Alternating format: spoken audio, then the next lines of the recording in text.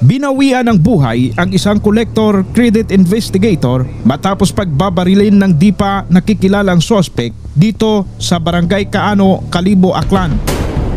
Kinilala ang biktima sa pangalang Julius Cuesta, 30 anyos at residente ng Tambak, New Washington, Aklan. Biktima ni Karay si certain Julius Cuesta y Andrade, 30 years old imora. Imo single nagatrabaho mo bilang collector credit investigator it motor trade marketing sang motorcycle dealership iya sa Banwa, Kalibo. Ayon kay Police Major William Aguirre, nangyari ang insidente nitong Marso 12 ng umaga. Ng mga pasado alas 8 agahon Martes no pizza 12 Marso hay gin sundan mo ra sa tricycle motor daywang ka persona ginatawag na tundang motorcycle riding suspects. Tinundan umano ng dalawang lalaki na nakamotorsiklo ang biktima at pagdating sa Barangay Kaano, dito na ito binaril. Naisugod pa sa paggamutan ng biktima pero idiniklarang dead on arrival. Nag-overtake na imawa dahil na ginpataging baril agday naging resulta itanang kamatayon. Ayon sa investigasyon ng pulisya, posibleng binanmanan umano ng mga suspect ang pang-araw-araw na kilos ng biktima. Casing mo in pattern kumbaga na pattern na anang pagsugod sa trabaho no anang daily na nang ginobra. Napansin raw ng kapamilya na may umaaligid sa kanilang bahay sakay ng motorsiklo bago mangyari ang pamamaslang. Tulog pa siya kahapon ng umaga nung naghahanap ng isda yung tatay niya doon sa dagat. Sabi ng tatay niya sa akin, timplahan mo ako ng kape tapos ihatid mo sa akin doon sa baybay. Sabi, hindi, tinimplahan ko naman tapos. Pagdaan ko dyan sa may dyan sa labasan na yan sa may tindahan na yan, may nakapark dyan na itim na hindi ko alam kung anong motor basta itim. Tapos may dalawang lalaki dun sa waiting shed na nakaupo. Siyempre, umaga, lagi naman kasi dyan na mayroon naglalakad ng walking pag umaga. Kaya wala akong na mga kung sila yung suspect. Umuwi ako dito sa amin. Natid ko lang yung kape. Tapos nung nagising na si Julius, sabi niya, saan si tatay? Mama, tatay kasi yan tawag sa akin. Sabi ko doon sa baybay, nag-anong isda. Wala. Umiga siya uli. Tapos mga 30 minutes siguro bumangon siya dahil alas 7 na. Pero mga anong oras po na nakita mo yung mga tao dun sa labas na yun? Umaga pa. Mga 7 yata yun. Mga 7 yata. O wala pang 7. Wala pang 7 yung kapon siguro. Mga 6:30 o quarter to 7 lang. Yun.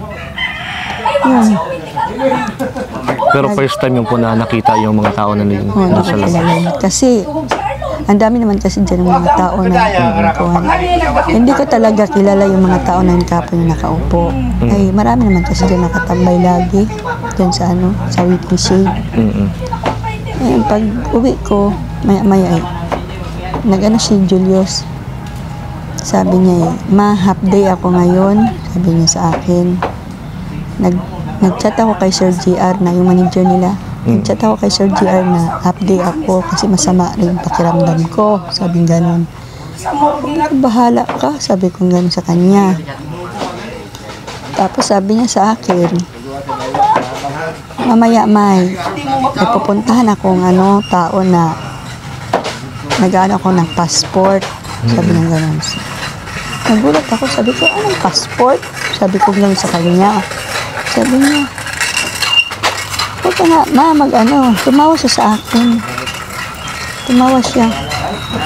Sabi niya sa akin, parang siya kahapon. Masaya yun lang talaga, yun pala yung last na niyang tawa sa akin. Sabi niya, kung sa Aklan, hipos lang ma. Sabi niya gano'n sa akin niya. Wala naman akong kibo. Tapos, sabi ko sa kanya, pag naligo siya, kasi sabi niya sa akin, ma, paayos natin yung kusina.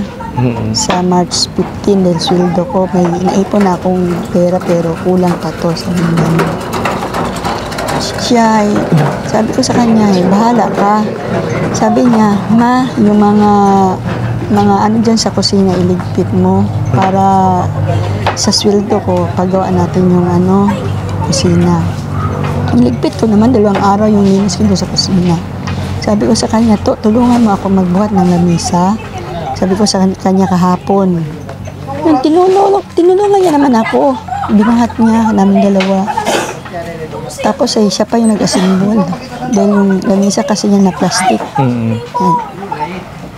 Nasimbol niya. Tapos, nagbihis na siya ng pang-uniform niya. Maya biniro pa niya yung pamangkin niya yung 8 years old dito sa akin nakatira. Sabi niya, bilhan mo muna ako ng Rexona. Hindi, pumunta siya doon yung bata sa nagbili. Pag uwi yung bata, sabi niya, ito na. Binuksan niya yung Rexona, tapos sabi niya, inamoy niya. Sabi niya, yung tinda ni Nanay Juna na itong si Rexona, piki. Tapos tawa siya ng tawa, nagbiro siya sa bata, sa pamangkin niya. Piki ba to, be? Sabi niya, sabi gano'n ng pamangkin niya. Tapos yun, maya, nagbihis na siya.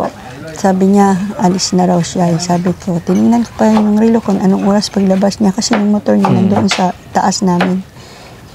Tinignan ko siya hanggang doon yan kasi pag umaalis yan, tinitingnan ko siya yung hanggang sa labasan makalampas siya doon. Yun na lang yung last kong kita sa kanya. Kahapon, wala na. Yun na lang yung last niya na parang lambing nga. Natawa lang siya sa akin pag sabi ko, anong passport? Sabi niya, ma, wag ka lang maingay. Tapos tumawa siya. Pero palagi po siyang nagsasabi ng ganyan sa inyo, naglalambing or may mga surprise. Minsan, 2 gabi yan, masahe sa likod niya dyan sa akin. 2 gabi. Kagabi, nung gabi na yun na Lunes ng gabi yung wala. Pero Sabado, Linggo, nagpamasahe siya dito sa likod niya. Pagka Lunes ng gabi, pag uwi niya, 6:00. Nakasanayan ko na kasi yan na pag uwi niya, nasabi niya sa akin, ma, ano ulam natin? Sabi ko, pag wala, maalis yan ko sana bumibili ng ulam yan namin doon sa may saugan. Bumibili talaga yan. Kumbaga, siya talaga na yung breadwinner ng pamilya. Lahat ng namin dito sa bahay, dahil wala naman kasing trabaho sa tatay niya. Siya lang talaga yung inaasahan namin, pati gamot ko siya. Lahat, tubig, ilaw, bigas namin, lahat pagkain. Siya yung umaano dito sa amin, tapos ganyan pa yung nangyari sa kanya. Kung saan pa ako yung inaasahan mo ay siya pa yung nawala. Ilan silang magkapatid po? 2. Ayun na yung babae, panganay, tapos siya bunso. Ayon naman sa ina ng biktima, wala rin umano silang natanggap na impormasyon mula sa anak na may nagbabanta sa buhay nito. Mga pagbabanta sa buhay niya. Tahimik talaga yan. Yung gawa lang niya, tawa ng tawa yan. Tumatawa pag yung ginagawa niya dito.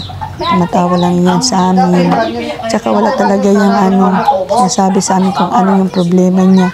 Dahil ayaw niya siguro na pati ako maapektuhan sa mga problema niya. Dahil alam niya kasi may sakit ako. Kaya ganun siguro yung dinidimdim niya mag-isa. Kaya kahit sa tatay niya, hindi siya nagsasabi kung ano yung problema niya. Hindi pa matukoy sa ngayon ng pulisya ang motibo ng pagpaslang sa biktima.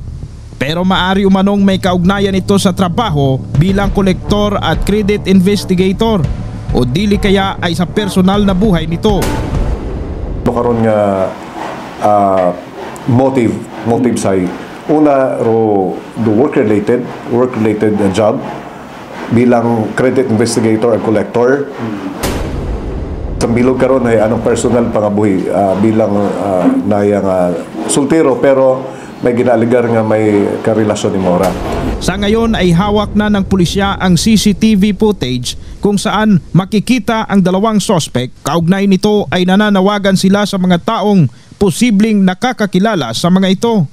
Makipag-ugnayan lamang sa Kalibo Police Station. Gina-expectar no nga base nga may nakasunod nga bago karon natabo 10 or 15 minutes before the incident may nakasunod nga mga sasakyan nga equipped with dash camera. So doon among backtracking of CCTV cameras. Kaugnay nito ay magbibigay raw ng 50,000 pesos na reward money si New Washington Mayor Jessica Panambo sa makapagturo sa mga responsable sa pagpatay kay Julio. Ginakasubugid namon no natabo nga nga shooting incident ko March 12 kung si inya ni ay naging victim karahay ro amon mismo nga kasi Manuaria sa Banwat New Washington si Mr. Julius Cuesta. Adlaw mismo nga ron nga nangyari ro krimen nga ron hay nag-adto kita sa tanggapan it atong butihing Chief of Police it Municipal Police Station Kalibo kay Colonel Ricky Buntugon naghambagan ni kita nga niya nga gatao kita 50,000 nga reward money no sa makapagturo sa mga suspect. Sabi ko na sa kanakapon doon sa Morgue, niyakap ko siya. Sabi ko to, paano na to? Wala na sa amin naghanap buhay. Wala na sa akin bumibili ng gamot. Wala na. Kung nanonood man ngayon ay ang mga responsable sa pagbaril kay Kuya Julius, ano po ang mensahe niyo sa kanila? Ay, dapat mag-surrender na sila at saka sagutin nila yung pinagawa nila kay Julius na yan. Sana makonsensya sila sa ginawa nilang walang kalaban-laban yung anak ko. Sana naawa na lang sila sa ganyan. Parang hayop lang yung ginawa nila sa anak ko.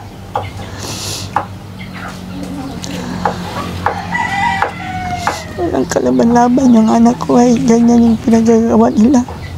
Di bali sana kung mga nadisgrasya lang sa motor, tanggap pa namin. Pero yan, hindi ko talaga matanggap yung ginawa nila. Sana parusahan sa makatulog. Kaya nga sabi ko kay Julius kapon to, huwag mo sila patulogin gabi-gabi para makonsensya sila sa ginawa nila sa iyo. Ang tatay niya kagabi, iyak hanggang, wala kaming tulog hanggang magdamag.